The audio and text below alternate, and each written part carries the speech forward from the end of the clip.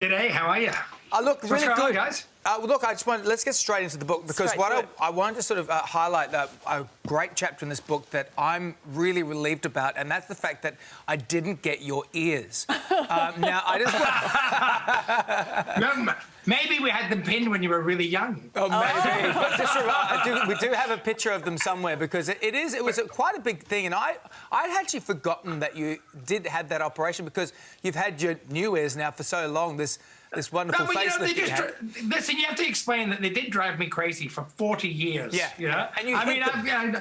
And I did have, look at that, look, Taxi. I did have, 40 years of serial abuse from my big brother. Yeah, you look like a taxi with the doors left open and all that sort of stuff. So at every sort of like ear joke you could get, and that was my 40th birthday present to myself. And I thought, I'm in France. I'll just do this and it'll be like really easy. I went into the doctor. He didn't speak English. I didn't speak French well. And I thought he said, oh, we could do this. We could do this with a local. No problem. Oh, no. And, of course, he said, I think what he did say was, I wouldn't do this with a local. Right. But I misunderstood him. So it was really painful. It was really painful. Wow. Hey, I mean, aside from ear operations, what other kind of stories are you sharing in this book? Oh, there's all sorts. There's some funny things. The thing about the book, I thought these were all independent stories, and they actually all, there's a thread that runs through them all, and they sort of tie back to the other stories. I mean, I've been telling people, like, life has a way of putting flags out, saying, hey, you should learn this now. I missed a lot of them. And it wasn't until I was writing the book, I'm going, oh, geez, there was a lesson to be learned there. I missed it, What's the story about driving in cars that were held together with gaffer tape and running out of petrol in the middle of nowhere? No, that's, but our roadies, we'd have roadies who, like, all right, we're going on tour. By the way, we're taking your car, I would say to the roadie. And the roadie would have these exhausts, taped up with gaffer tape, or, the boot held down and, all that sort of stuff. We went around, we spent so many years touring for so long in cars that we could easily have we could have been killed in, and and there's even when we started renting hire cars, it was always from the cheapest hire car you could get, and with 5 guys in them and all your luggage and the guitars, and we'd be all cramped in, and and okay, it's only a short drive to Perth, chaps, it'd be easy, so so it'd be 2.5 days in a car, you really know your friends. I want to get into one of the stories in it, which was you singing to Rosa Parks, who, if people don't remember Rosa Parks, she was the woman who said that she wouldn't go down the back of the bus. She started the civil rights movement in America. It's quite an extraordinary meeting. Yeah, well, Rosa, I don't think she started it. It had been going on for hundreds of years, but she really rebooted it when she just Montgomery, Alabama, the big bus strike in Montgomery, Alabama. She refused to get up. This is actually from the dinner. That dinner that night, she refused to get up from her seat, and she was such a sweet woman. I went to.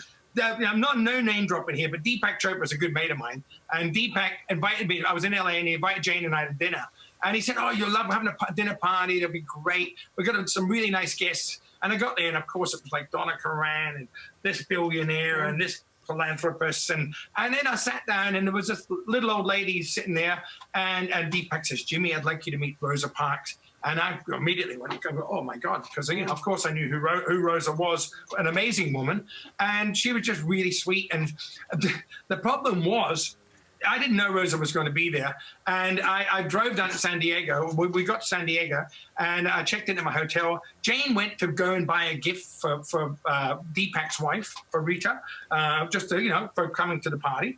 And I went and had a shower, and I'm in the shower, and we're in this hotel, and it's all tiled floors, and I'm in the shower, and there's bang, bang, bang, bang at the door, and I'm trying to get ready for dinner, I'm going, what is it? Bang, bang, bang. And finally, I had to get out the shower, put a towel on, walk down the steep flight of tiled stairs, sliding and slipping.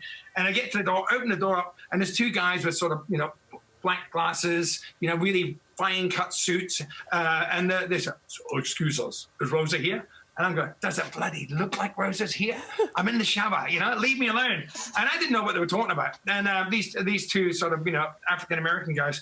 And anyway, I go to the dinner, and I meet Rosa Parks, and it's just so nice, and I'm, like really, pleased to see her. And I look up, and the 2 guys they were Rosa's minders. And they were looking, and they were sort of looking at me like, yes, we're going to kill you there. And so I'm sitting there, and they were really, and Rosa made this beautiful speech about, you know, telling her story and just how she was tired. And she'd had enough of all this, you know, and she just didn't want to move anymore. And it was really, really heartfelt and really beautiful. And then she opened the sort of the party up to questions. Anybody want to ask her a question? And I said to her, I said, so Rosa, why do you think that your voice was heard, you know, suddenly, and all those voices before, you know, weren't really heard? And I was waiting for her to answer, and one of these guys leaned over and he went in here like this. It was sort of the Vulcan death grip. And he said, because they killed them all. And I went, right, okay, no problem. Thank God. So it was very uncomfortable. I'm sitting there like, all right, okay, this is good. And then Deepak says, and now Jimmy would like to sing for us. So, you know, I was like, you know, there was no pianos, no guitars, no musicians, just me. So I had to sing a cappella, and I just thought I'd sing something that she might know. So I sang The Upper Room by Mahalia Jackson. And everybody loved it except for the two bodyguards. It sounds like it's a blessing that you live to tell that tale, Jimmy. And we went back to our, obviously Rosa must have been staying in the same hotel. We went back to our hotel, and Jane's going, should we go for a walk? I'm going, no, I think we should stay indoors. Sage advice. Hey, you're such a busy man. I know. I love that the pandemic has done nothing to slow you down. You've released the podcast Storytime with Jimmy Barnes. Now you're also getting involved with the 9 Telethon. Tell us about that.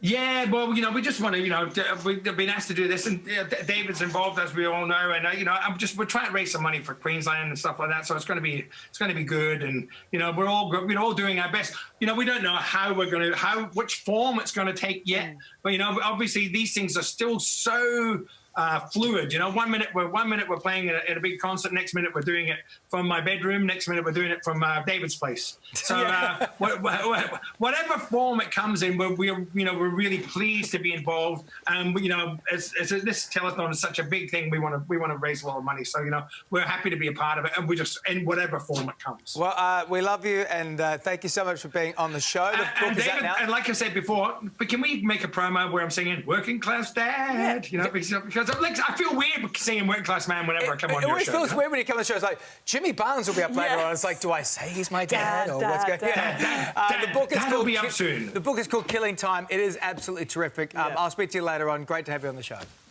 Love you, son. Bye. Take care, Jimmy. Bye. Hey,